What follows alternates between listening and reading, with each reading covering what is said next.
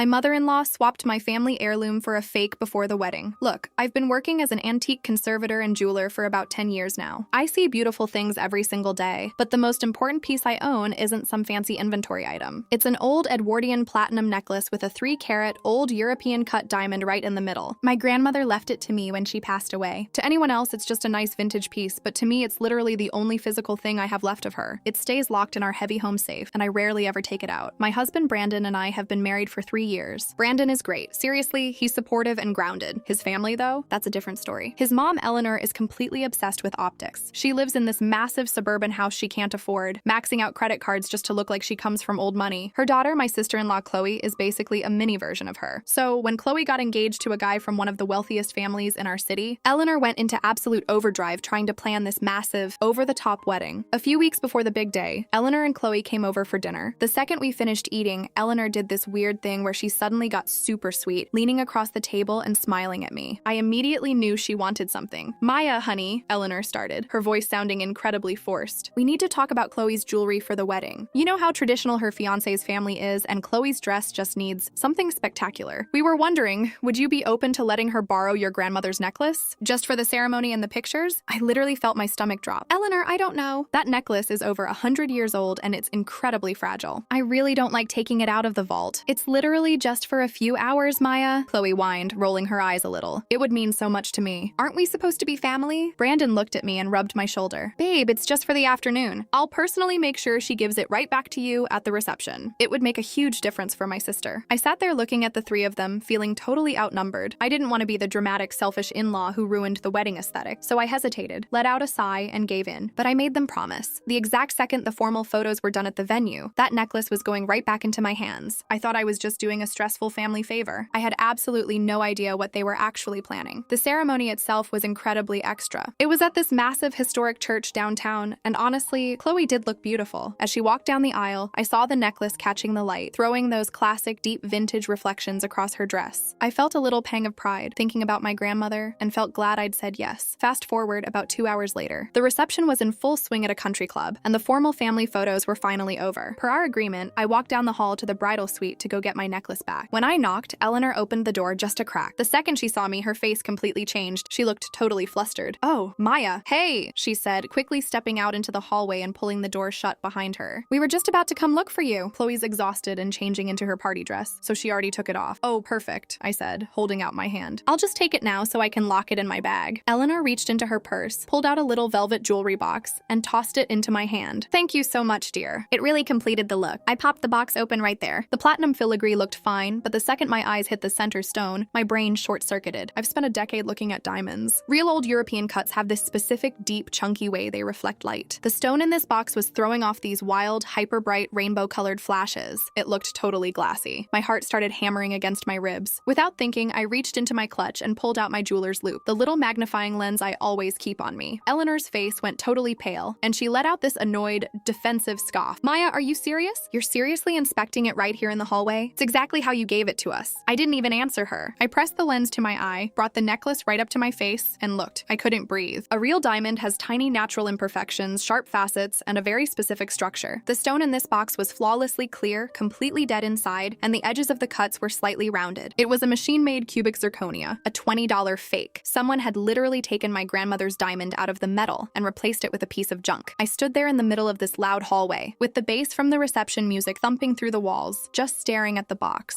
I was so angry, I felt physically sick, but I knew if I started screaming right then, Eleanor would just call me crazy, make a scene, and claim it was a misunderstanding. I needed to know exactly what happened first. "Is there an issue, Maya?" Eleanor asked, her voice tight, her eyes darting toward the door. "The setting looks a little loose from her wearing it," I said. My voice sounded completely hollow, but I forced a fake smile. "I just want to make sure the prongs aren't bent. I'm going to run down to my car to put it in a safer case." "Oh, right, good idea," Eleanor said, visibly exhaling as she practically ran back into the bridal suite. The second she shut the door, I walked into a quiet corner by the restrooms and pulled out my phone. My hands were shaking so badly I almost dropped it. I called Marcus, a high-end estate broker I've worked with for years. In our city, if you want to sell a valuable, uncertified vintage diamond quickly for cash, the circle of people who can actually buy it is incredibly small. "Marcus, it's Maya," I said, trying to keep my voice from cracking. "I need an immediate favor. Has anyone approached your office in the last day or two trying to sell a loose, old European cut diamond? Roughly 3 carats with a tiny feather inclusion near the bottom edge." There was a long long pause. I could hear him typing on his computer. Actually, yeah, Maya. A private runner contacted me yesterday morning. Said they had a client who needed a rush cash liquidation on a family piece. The paperwork was totally messy, so we put it on hold. Marcus, I choked out, gripping the phone. Who is the primary client? Let me check. The name on the intake sheet is Eleanor Vance. Maya, what's going on? I leaned my head against the wall, tears of absolute rage hitting my eyes. Marcus, that's my mother-in-law. She stole that stone from my safe. Freeze that transaction right now. I am texting you my original insurance appraisal and proof of ownership this exact second. If anyone touches that stone, they're going to jail. It's flagged, Marcus said, his tone instantly turning serious. The stone is sitting in our secure escrow vault downtown. Nobody is touching it, Maya. I've got you. Part 4. The evaluation. I walked back into the ballroom, trying my absolute best to look normal. I found Brandon sitting at our table, drinking a beer and laughing with his cousins. He looked up at me, totally oblivious, smiling warmly. Hey, he said, pulling out my chair. Everything good? Did you get the necklace back? Yeah, I got it, I said, my voice sounding totally flat. I tapped my clutch. Hey, Brandon, a work emergency just popped up. One of my clients has an issue with an auction lot. I need to run down to my studio for a bit to check some files. Brandon frowned, looking at his watch. Right now? Babe, it's midnight on my sister's wedding night. Can it wait until tomorrow? No, it can't, I said. I looked right at him, and I think he could tell from my expression that something was terribly wrong, because he just nodded slowly. I left the country club, got into my car, and drove straight to my studio downtown. I unlocked the heavy security doors, flipped on the bright lab lights, and put the fake necklace directly under my microscope. The closer I looked, the worse it got. This wasn't a rushed job done in the bridal suite bathroom. The tiny scratches on the platinum prongs showed that a professional bench jeweler had done this. Eleanor hadn't swapped it at the wedding. She had taken the necklace the exact week I agreed to lend it to her, had the real diamond cut out, and had this cheap replica put in its place. She had planned this entire thing from the very second she asked me for a favor over Sunday dinner. I sat at my desk and spent the next hour putting together a full forensic report. I took high-res photos of the rounded facets under the lens, printed out the escrow hold from Marcus, and compiled all the text messages of Eleanor begging me to borrow it. By 2 a.m., I had an absolute ironclad paper trail. I drove back to the country club just as the last of the guests were leaving. Eleanor and Chloe were standing near the valet, looking exhausted, but totally pleased with themselves. I walked right past them, grabbed Brandon by the arm, and looked at his mom. Eleanor, I said, my voice completely cold. We're going to your house, right now. By Sunday afternoon, the fallout completely collapsed on them. We gathered at Eleanor's house. Chloe and her new husband were sitting on the couch, looking confused and annoyed, while Brandon and I sat opposite them. Eleanor was trying to act like everything was fine, but her hands were shaking so much she could barely set her coffee mug down without it clinking against the glass table. Maya, honestly, you're being so dramatic, Eleanor laughed, though it sounded incredibly high-pitched. What is this urgent family meeting about? We're all exhausted from the weekend. I didn't say a single word. I just reached into my bag, took out the heavy bound folder of my microscope reports and the legal hold documents, and slammed it onto the coffee table right in front of her. Then I dropped the velvet box with the fake necklace right next to it. Brandon, I said, keeping my eyes fixed on Eleanor. Open it. Brandon frowned, pulling the folder into his lap. As he flipped through the pages, looking at the zoomed-in photos of the fake stone, the transaction sheets from Marcus's office, and his own mother's name listed as the person trying to sell a stolen diamond for cash, all the color completely drained from his face. What? What is this? Brandon whispered, his voice literally cracking. He looked up at his mom, his eyes wide. Mom, did you steal Maya's necklace? That is a complete lie, Eleanor shrieked, standing up so fast she almost knocked her coffee over. Maya is paranoid. She's always hated me. I gave her back that exact necklace. I am a court-certified asset appraiser, Eleanor, I said, standing up slowly. I didn't yell. I just let the weight of my words hit the room. The stone in that box is glass. The real diamond is sitting in a locked vault downtown under a police-backed fraud hold because you tried to sell it to my colleague yesterday morning. You planned this weeks ago. Chloe looked at her mom, her mouth wide open. Mom, wait, did you use my wedding to steal from Maya? I had to.